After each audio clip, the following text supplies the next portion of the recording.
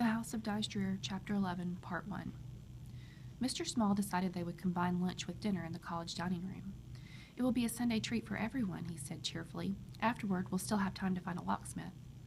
He looked anxiously at Thomas.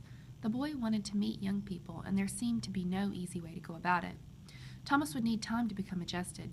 He would have to take things easy until the town had got used to them. Mr. Small said nothing to Mrs. Small or to Thomas about the aloofness of the church members. He occupied them with talk about the college. Thomas forgot for a while the mystery of the new house. Mrs. Small was interested first in walking the college campus and hearing about its century-old history. They made their way to the campus, and Thomas enjoyed walking under the great oak trees. The trees made the grounds dark with shade. Mrs. Small liked the stone benches placed over all of the campus, for she could rest often and allow the twins to play in the grass. "That's the main building," said Mr. Small, pointing out the twin towers of the oldest college building. "All the business offices are there, and a few of the classrooms. I have my office in the left tower. Would you care to see it? You'll have to walk up. There are no elevators." Mrs. Small declined to climb so many stairs, but Thomas wanted to find out what it was like to sit in a tower. He and Mr. Small climbed up and up.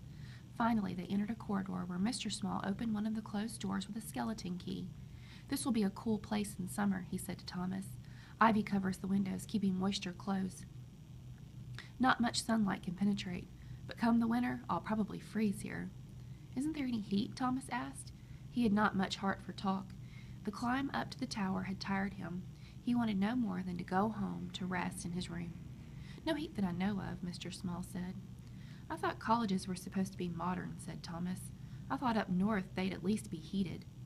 Mr. Small had to laugh. "Now don't blame the North for everything," he said. "This isn't your state university with new buildings, sleek offices, and central heating. Why, this is history, son.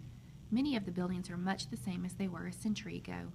And if you don't mind, I'll dispense with heat any day for some good atmosphere." "I wish history would just die," thought Thomas. "Why must Papa have to clutter it up with everything?" Mr. Small's office was not like any office Thomas had seen. It was like a watchtower with garret windows and a musty smell. There were books piled everywhere, and bookcases lined the curved walls. An ancient desk by one narrow window had a small table on wheels next to it.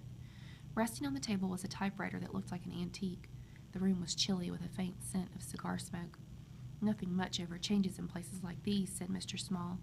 "Here there will be time to think, and time to even be bored." "Papa, how is it you always know where to go so you don't ever have to change?" Thomas said glumly. He went behind the desk to see out of the windows. Uncomfortably, Mr. Small watched him, for Thomas had spoken in anger. "I've had to adjust myself, too, to these new surroundings," Mr. Small said. He came quietly to the window.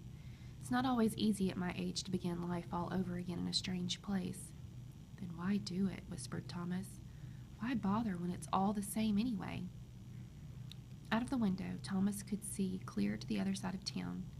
"There are farms way out there, Papa. Look at that big one over there. They are plowing even on Sunday." A haze hung over the town and farms. If he stared a long time, the town would get smaller and smaller, and then would jump back again and focus. Thomas tried to make it stay in place, but it kept on moving farther away and then back again. He rubbed his eyes. "It just keeps jumping at me," he said. "The whole town just keeps jumping around." "That's because you don't have a point of view," Mr. Small said. "Pick out a landmark and it won't happen." "No, it'll happen if I was to pick out a landmark. I don't want to. It just doesn't like me looking at it. It just doesn't want me." "Thomas, that's childish," Mr. Small said. "You're tired. Things have happened too fast. Just hold on to yourself. Give the town time."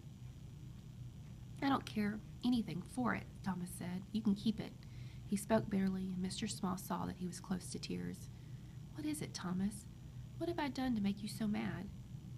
"I'm tired of everything being always just the same," Thomas couldn't help saying. He felt a sudden relief, as though somewhere inside him he had let fly a rock. Always colored churches, always white churches, somewhere hidden.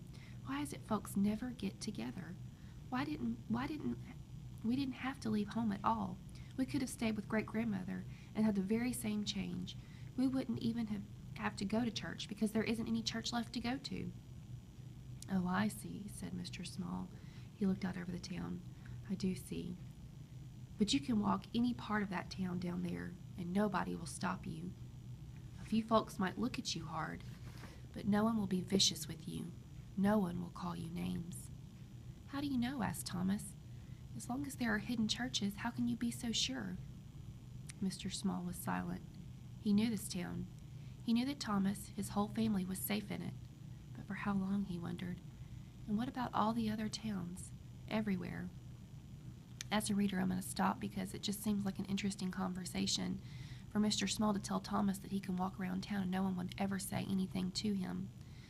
Keep in mind that this book takes place in the 50s and 60s, and there's still a lot of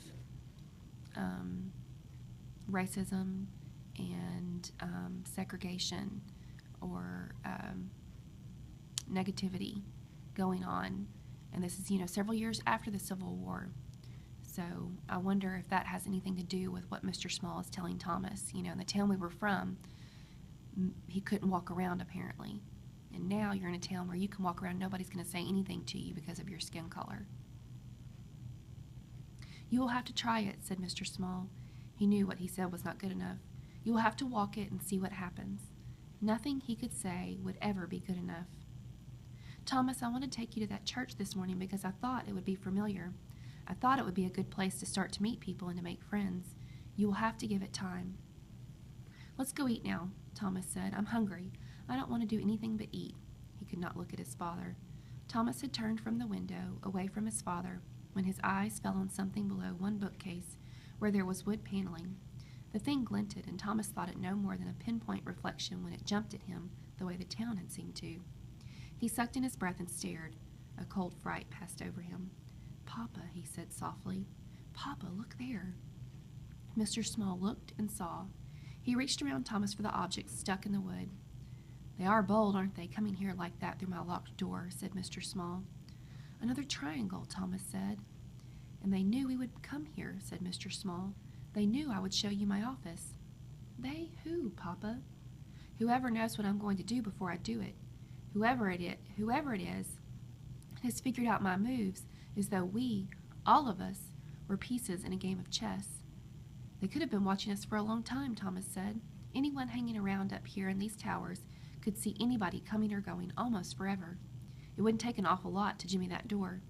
"You're right, of course," said Mr. Small. I let the atmosphere this whole morning carry me off a little. Probably they have watched us from the time we left church. They may be close by even now." "I don't like them," Thomas said. "I don't like them at all." But his spirits lifted. At least folks cared enough about them to try to warn them out of town. "Let's look at the triangle," Mr. Small said. He held it in his left hand while taking from his pocket one of the three they had found in the house. Moving the triangle around, Mr. Small fitted it above the triangle he had taken from his pocket. Then he took from his pocket the last two triangles and fitted them to the first two. "Papa, now we have all of it," Thomas said. "We have all four triangles, and it's a Greek cross." "But what kind of warning? What kind?" "What kind indeed," Mr. Small said. "A cross made from four interchangeable triangles." "Do you think there is danger?" Thomas asked. "I have no idea," said Mr. Small. "In any case, danger usually doesn't come in the light of day. We won't worry about danger until nightfall." His manner was confident, and this pleased Thomas. Mr. Small spoke matter-of-factly to Thomas. "Let's eat now and then find a locksmith," he said. "I don't like leaving that house all by itself for too long."